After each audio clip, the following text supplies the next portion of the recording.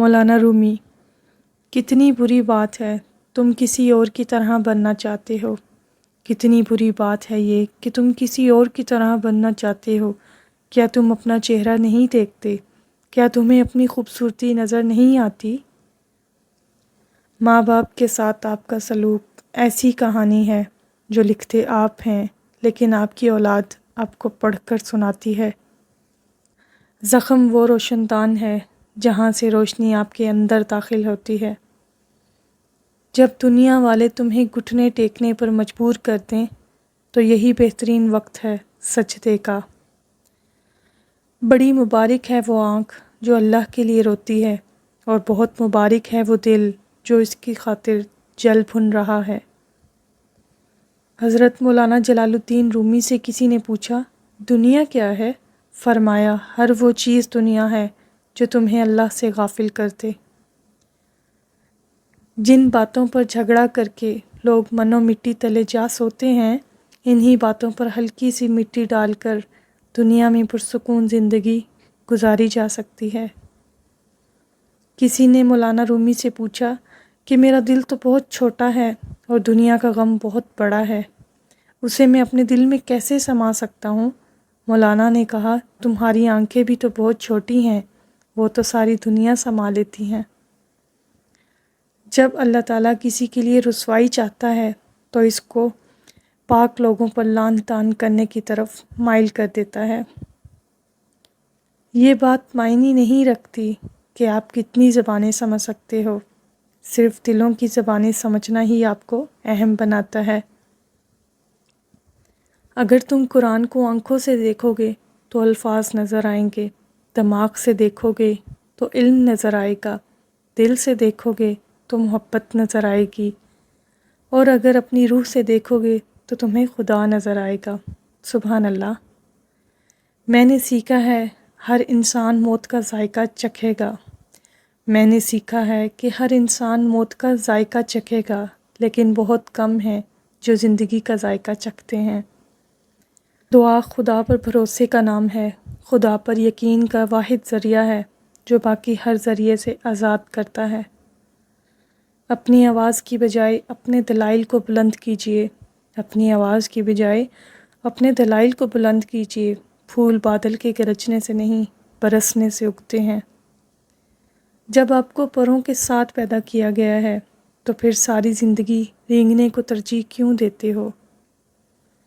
کل میں چالاک تھا، اس لیے دنیا کو بدلنا چاہتا تھا۔ آج میں دانا ہوں، اس لیے خود کو بدل رہا ہوں۔ ٹوٹا ہوا دل خدا کی توجہ کھینچتا ہے، خوش نصیب ہے وہ روح جو خدا کے لیے روتی ہے۔ میں نے بہت سے انسان ایسے دیکھے جن پر لباس نہیں تھا، اور بہت سے لباس ایسے دیکھے جن میں انسان نہیں تھے۔ پانی جسم کو پاکیزہ کرتا ہے، آنسو انا کو، علم عقل کو پاکیزہ کرتا ہے، اور محبت روح کو پاکیزہ بنا دیتی ہے۔ اگر تمہارے پاس بہت ہے تو اپنی دولت میں سے دو، اگر کم ہے تو اپنے دل میں سے دو۔ روح اتنی قریب ہے کہ تم اسے دیکھ بھی نہیں سکتے، لیکن اس تک پہنچ سکتے ہو۔ تمہیں لگتا ہے کہ تم غروب ہو رہے ہو، لیکن تم طلوع ہو رہے ہو۔ اپنے دل میں مٹھاس ڈھونڈو، اپنے دل میں مٹھاس ڈھونڈو، پھر آپ کو ہر دل میں مٹھاس ملے گی۔ کوشش کیجئے اس میں کوئی تیسرا شامل نہ ہو۔ عبادت، محبت اور معافی پردے کی چیزیں ہیں۔ جن لوگوں کے دل سخت ہو جاتے ہیں، ان کو اپنے گناہ اچھے لگتے ہیں۔ محبت کے علاوہ جو کچھ تم دیکھتے ہو وہ ہمیشہ نہیں رہتا۔ خاموشی سمندر ہے اور گفتگو نہر کی طرح ہے۔ مجھے سمندر تلاش کر رہا ہے، تو نہر کی تلاش نہ کر۔ رقص الفاظ کر رہے ہیں یا میرے آنسو مدار یار میں ہوں یا مقام عشق میں۔ چالاکی اور دھوکے کی فکر مت کرو اگر کچھ لوگ تمہیں جال میں پھانسنے کی کوشش کرتے ہیں۔ گفتگو سے سمجھ بوجھ میں اضافہ ہوتا ہے، لیکن تنہائی وہ مدرسہ ہے جہاں عظیم ذہن بنتے ہیں۔ محبت کے بغیر ہر موسیقی شور ہے، ہر رقص پاگل پن ہے اور ہر عبادت بوجھ ہے۔ اللہ تعالیٰ جب کسی بندے سے ناراض ہوتا ہے تو اسے پاکیزہ لوگوں کی عیب جوئی میں مشغول کر دیتا ہے۔ اچھی صورت انسان کے دل کو متاثر کرتی ہے، جبکہ اچھی سیرت انسان کی روح کو متاثر کرتی ہے۔ اس کائنات میں جو کچھ ہے تمہارے اندر بھی موجود ہے، اپنے آپ سے حاصل کرو۔ مٹا کر اپنی ہستی کو سراپا جستجو ہو جا، تو جو چاہے گا وہ ہوگا، جو وہ چاہتا ہے تو ہو جا۔ میری عمر کا حاصل ان 3 باتوں سے زائد کچھ بھی نہیں، خام تھا، پختہ ہوا اور جل گیا ہوا۔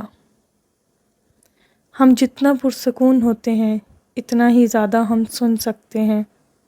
تمہاری ساری پریشانیاں تمہاری اپنی خواہش کی وجہ سے ہیں، خواہش چھوڑ دو، تمہیں سکون مل جائے گا۔ ہم ایسے منافق لوگ ہیں کہ کسی اور کی تکلیف کو اس کے گناہوں کی سزا سمجھتے ہیں اور اپنی تکلیف کو آزمائش۔ اچھی صورت انسان کے دل کو متاثر کرتی ہے، اچھی صورت انسان کے دل کو متاثر کرتی ہے، جبکہ اچھی سیرت انسان کی روح کو متاثر کرتی ہے۔ اپنے آپ میں کچھ کمال پیدا کر تاکہ دوسروں میں کمال دیکھ کر تم کہیں غم میں نہ پڑ جاؤ۔ محبت تو یہ ہے جب خدا کہتا ہے میں نے سب کچھ تیرے لیے پیدا کیا ہے اور تم کہتے ہو میں نے تیرے لیے سب کچھ چھوڑ دیا ہے۔